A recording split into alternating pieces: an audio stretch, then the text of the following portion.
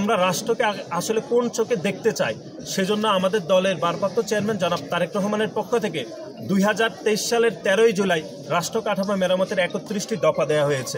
আমরা শিক্ষার্থীরা আমাদের রাষ্ট্র কাঠামো মেরামতের 31 দফা নিয়ে শত শত মতামত দিচ্ছেন। আমরা সেগুলো কেন্দ্রীয়ভাবে মনিটরিং করছি। আমরা মনে করছি শুধু শহরের শিক্ষার্থীরা না, বরং শহরের ঢাকার বাইরে যে শিক্ষার্থীরা রয়েছে তাদেরও অধিকার রয়েছে বাংলাদেশ জাতীয়তাবাদী ছাত্র দল, বাংলাদেশ জাতীয়তাবাদী দল, বিএনপির প্রত্যেকটি সিদ্ধান্ত অংশীদারিত্ব গ্রহণ করার জন্য। সেজন্য আমরা এই 31 দফা নিয়ে আলাপ আলোচনা করছি এবং এই 31 দফার বিষয়ে শিক্ষার্থীদের মতামত দিচ্ছেন এবং এই মতামতকে আমরা সাদরে গ্রহণ করছি।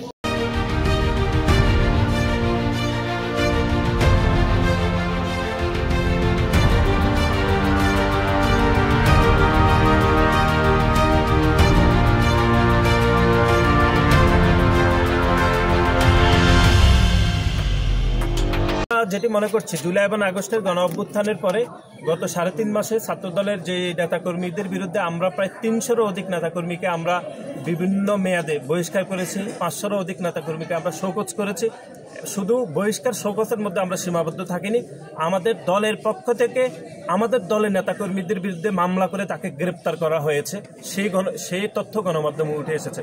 আমরা শৃঙ্খলা ভঙ্গের বিষয়ে জিরো টলারেন্স পলিসির মধ্যে রয়েছি।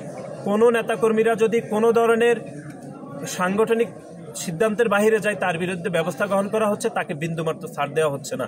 আমাদের দলের ভারপ্রাপ্ত চেয়ারম্যান জনাব তারেক রহমান নির্দেশনা দিয়েছেন যে শৃঙ্খলা পরিপন্থী কাজে জড়িত থাকলে তাকে শুধু বহিষ্কার না, তার বিরুদ্ধে আইনগত ব্যবস্থা গ্রহণ করা হবে।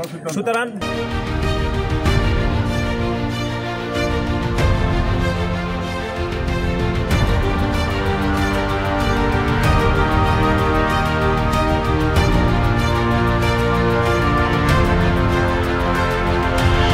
গত 15.5 বছর ধরে যে প্যাসিবাদ কায়েম হয়েছিল, সেই প্যাসিবাদের মুখ্য দালাল অথবা মুখ্য হাতিয়ার ছিল ছাত্রলীগের সন্ত্রাসীরা।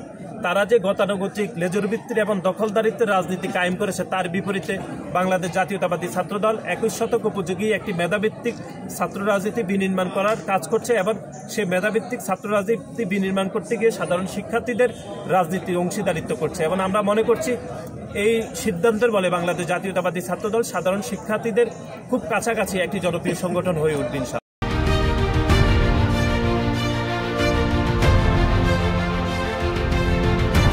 শিক্ষার্থীদের অধিকারের জন্য অতীতে যেরকম বাংলাদেশ জাতীয়তাবাদী ছাত্রদল সকল আন্দোলনে অংশগ্রহণ করেছে, ভবিষ্যতে শিক্ষার্থীদের জন্য যে কোনো আন্দোলন সংগ্রামে আমরা আন্দোলন সংগ্রাম করতে পারবো এবং শিক্ষার্থীদের প্রয়োজনে যে কোনো ম্যান্ডেটে আমরা কাজ করতে পারবো।